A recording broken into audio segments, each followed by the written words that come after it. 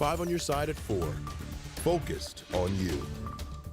A disgraced former alderman is out of federal prison. Hours ago, we learned Jeffrey Boyd was released this month. The former St. Louis alderman has been serving a sentence for taking bribes from a local businessman. Thanks for being here. I'm Kay Quinn. And I'm Brent Solomon. Boyd is back in the St. Louis area in a halfway house. Our Justina Cronell joins us in studio with more details for us. Justina. Jeffrey Boyd was transferred on February 1st from a federal prison in Texas to community confinement. The program is overseen by the Federal Bureau of Prisons' St. Louis Residential Reentry Management Office. Boyd was sentenced in December of 2022 for taking bribes from the owner of several gas stations. He went to prison along with former board president Louis Reed and former alderman John Collins Muhammad. Now, Boyd was supposed to serve 3 years behind bars, but was transferred out of federal prison February 1st. He's now in St. Louis in a halfway house under the supervision of that federal prison program. It's unclear why his sentence was shortened, but it's possible he got credit for participating in a substance abuse program. In an interview that we did with him last year, Boyd told us he struggled with alcohol abuse around the time of his criminal conduct. Something that had happened to me when I was 19 years old in the military that I just never talked about. I never got help for. I was in pain. Mentally, I was not thinking enough about what was going on around me because of what is going on inside of me. Boyd will serve out the remainder of his sentence in St. Louis. He's still slated to be released in July. Thank you, Justina. We are working to learn more about a shooting that happened this afternoon in Midtown. Police were called to an apartment on Olive Street for reports of a shooting. Officers say a man was shot by his neighbor. The victim was taken to a hospital where he died. The suspect is in custody. No word on a motive. Well, many of you have weighed in on how you want the Ram settlement money spent. Now city leaders are figuring out their next steps. After today's Board of Aldermen meeting, Alderman Rasheen Aldrich told 5 on your side he wants to see some of that money go towards repairing infrastructure. The board will meet virtually on February 15th to go over those survey results. A former St. Louis police officer won't be going to jail. Today, Matthew Ernisi was acquitted after shooting an unarmed carjacking suspect. Ernisi says he was scared for his life when he shot the suspect multiple times in the back. He was found not guilty of second-degree assault. A court found the use of force justified. Time now to take a closer look at your weather first forecast. We have some images coming in now over downtown St. Louis. It will be a warm day for those Mardi Gras celebrations, but keep this in mind, winter isn't over yet. Weather first meteorologist Gary Frank now with a closer look.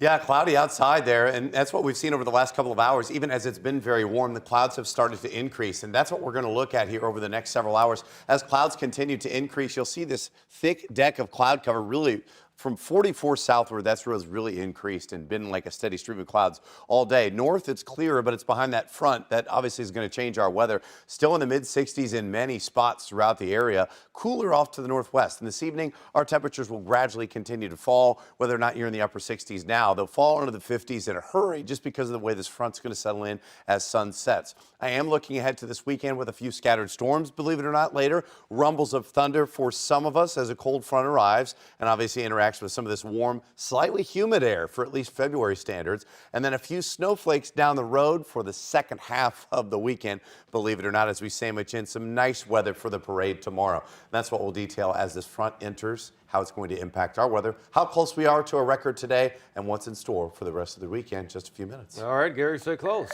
Well, our Weather First team was up early for the Hardee's Rise and Shine event. That benefits Heat Up St. Louis as the group works to support people who can't pay their bills when the temperatures get cold. All morning, people were able to purchase a sausage or egg biscuit from a Hardee's for just $1. All of the proceeds went to Heat Up St. Louis. That group says they've raised $955,000 so far. The Little Bit Foundation is expanding its services to the Metro East. The nonprofit committed to educational equity has selected Annette Officer Elementary School in East St. Louis to partner with First. 5 on your side's Travis Cummings reports on that new relationship. This is the 50th school that the Little Bit Foundation has partnered with, and the relationship is a permanent one. Take a look at this boutique that they've built here on the second floor of the school. Kids can come and pick up coats to keep themselves warm. They are offering families uniforms when needed. There's also toiletries that they can take here. Everything possible to make sure that these kids have a successful journey. Today, the foundation set up inside the school gym to honor the new partnership. It included words from school staff, student performances, but the biggest deal, more than 300 students at the school received coats and free books. Ongoing services at Annette Officer Elementary School will include support with everyday essentials, literacy programming, and health and nutrition. The school principal says there's always a need, and this will help fill gaps. Sometimes there's the incident where they have a tragedy, a fire or something, so they're going to be here to do that. And it's just like, it's always something happens, their shoes get tore up and they just got them, or, you know, it's a definite need. I think, you know, with all the economy and the prices of everything for them, the families.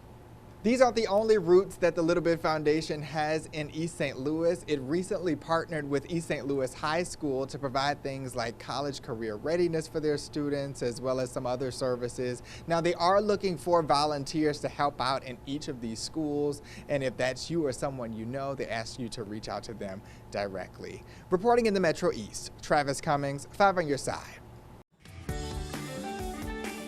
Well, it is Mardi Gras weekend, and St. Louis is gearing up for a busy one. Several law enforcement agencies spent the day preparing for the crowds in Soulard.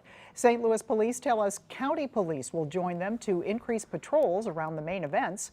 Saturday's celebration kicks off at 11 a.m. with the Bud Light Grand Parade. Tracy Hinson will have more on Mardi Gras preparations on 5 on Your Side at 5 and 6.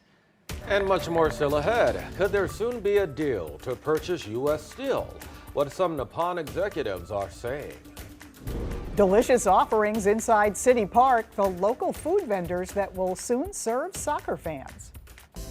And we're celebrating Black History Month here at 5 on Your Side. Join us for our Black History Shaping St. Louis event on Thursday, February 22nd. Happy Hour starts at 5. The program gets underway at 6:30. I will moderate along with Kelly Jackson.